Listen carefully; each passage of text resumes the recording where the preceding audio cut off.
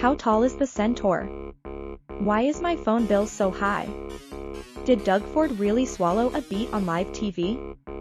Holy Christ, I just swallowed the beet. How do you Google without Google? It doesn't make sense. Google and search are so intertwined that the company's name has become the shorthand for looking things up online. But it's not just search, Google dominates everywhere. If you use the internet at all, you touch something controlled by the company. YouTube, Chrome, and Android are all parts of the behemoth that is Google. So Google is king right now. The problem with being king though is that eventually someone comes for the crown. Gen Z is taking on TikTok as its preferred search engine.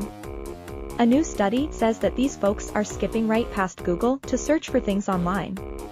Microsoft's Bing ChatGPT launched last week.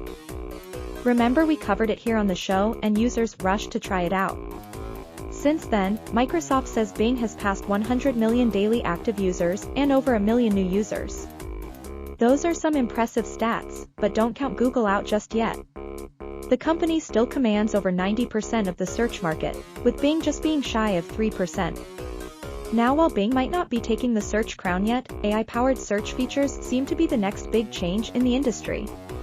Microsoft has positioned itself as the leader in the space. Regardless of which AI you use, though, they have a long way to go before they can actually take over search duties from traditional search engines.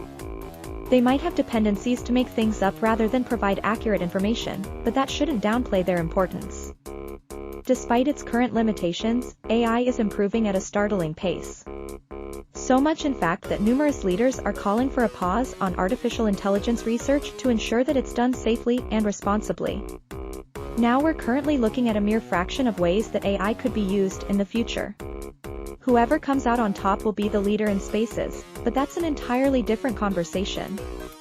But it's worth mentioning because it's clear that Google understands the importance of the AI race. It's unlike the company to reveal a product or feature before they are even confident in it, even if they have a track record of dropping products that don't immediately turn a profit.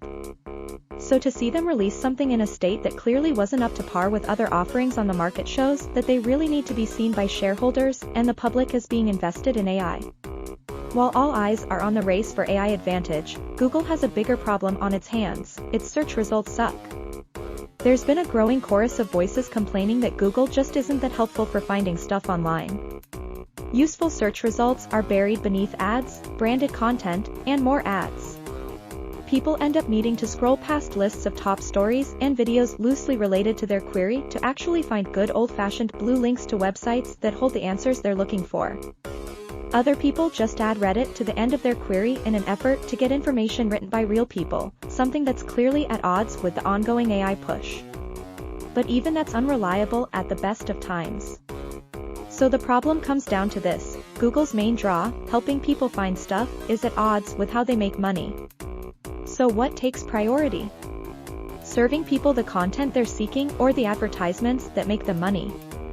I think we both know the answer to that one. And then there's the search algorithm itself. As the internet matures, Google has had to shift their algorithm to respond to all the new content. When users figured out that the past version of the algorithm responded to keywords, we started to see articles that were tailored to take advantage of the system. Google is constantly having to shift how their engine parses information to weed out the best content for the user, and it appears that they're losing that fight, at least when compared to their competition. You only need to look to TikTok to see how effective the algorithm can be. Google's priorities are clear: prioritize monetization and the user second, even if they're falling behind when it comes to the user experience. For the moment, they still hold the advantage when it comes to their suite of tools for advertising, and sadly, that goes a long way for Canadians. Google Search has lost even more relevance recently as the company started blocking news results in response to Bill C-18, among other things. C-18 seeks to make companies like Google and Meta, which is Facebook, pay Canadian media companies when linking to their content. It's intended to prop up a struggling Canadian news landscape. I think this definitely is a really bracing admission that Google and, to another extent, Facebook really don't give a fake about news in Canada. If Canadians can't find Canadian media through Google Search, it's just another reason not to use it. You know what I'm saying? Last fact: Google isn't just the king of search, though. It's the king of browsing. Google Chrome browser is the most popular browser with some 65% of the global market share. Apple's Safari browser is a distant second place with almost 19%, and that's almost exclusively because of its position as the default on iPhones and iPads. And like search, there are plenty of other browsers vying for the crown. Except what most people don't realize is that most alternatives are still Chrome, just with a different coat of paint. Take, for example, the third-place browser Microsoft Edge. Microsoft is pushing Edge hard, especially with this Bing Chat AI integration. What many people don't realize is that Edge is built on Chromium, the open-source foundation of Google's Chrome browser that's largely maintained by Google. Other browsers use Chromium too, including Brave, Opera, and Vivaldi. The only two major browsers that aren't based on Chromium are Mozilla Firefox and Apple Safari, for now at least. It seems like none of these alternate web browsers will challenge Google's dominance in any meaningful way. And that's an easy point for the big G here. Another of Google's versions of dominance is YouTube. If you want to upload a video to the internet, YouTube is the obvious answer. Sure, Vimeo exists, but have you ever heard someone ask you to like and subscribe to their Vimeo channel? Probably not. Google finally has a challenger, though, one that's given it a serious run for its money, TikTok. It's an incredibly popular video platform that, assuming it doesn't get widely banned, could actually challenge YouTube for the video throne. At first, I had my doubts. TikTok is a very different platform than YouTube, with a focus on short vertical video that relies on an algorithmic feed where you scroll from one video to the next. But its popularity is undeniable, so much that TikTok has spurred Google and Meta to develop a similar vertical platform in their existing apps, namely YouTube Shorts and Instagram Reels. It's becoming such a threat that Google has launched a monetization system for YouTube Shorts to contend with TikTok's Creator Fund. So far, though, Shorts' monetization system has fallen short in Canada, but TikTok creators complain lots about the Creator Fund too. And it's not just YouTube that has been seeing users migrate to TikTok. We've also seen a dramatic increase in searches on TikTok instead of traditional search engines. Gen Z isn't just using the video platform for entertainment, it's an all-encompassing destination for news, information, and interests. Unlike Facebook, Snapchat, or any of the other recent social platform phenomenons, TikTok has managed to break out of the social space to become an all-in-one domain. Meta might be the one pushing to create a metaverse, but the company best poised to reach that goal, aside from Epic with Fortnite, would be ByteDance with TikTok. So where does TikTok's support come from? The algorithm.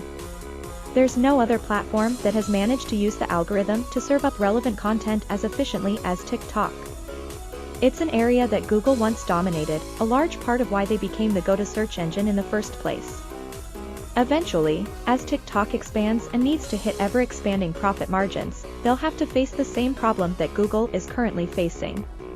But they could take a serious chunk of the pie before that day comes.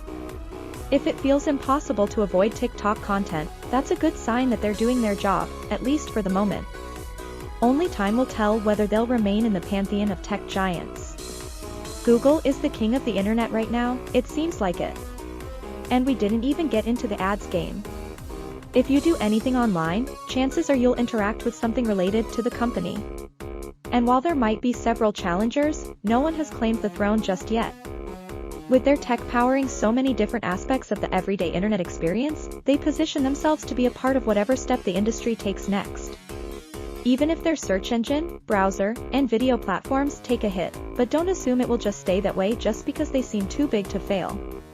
If Google doesn't continue to diversify their offerings and counter technologies such as artificial intelligence and hardware, they could see their name fade from the public consciousness. How do you Google without Google?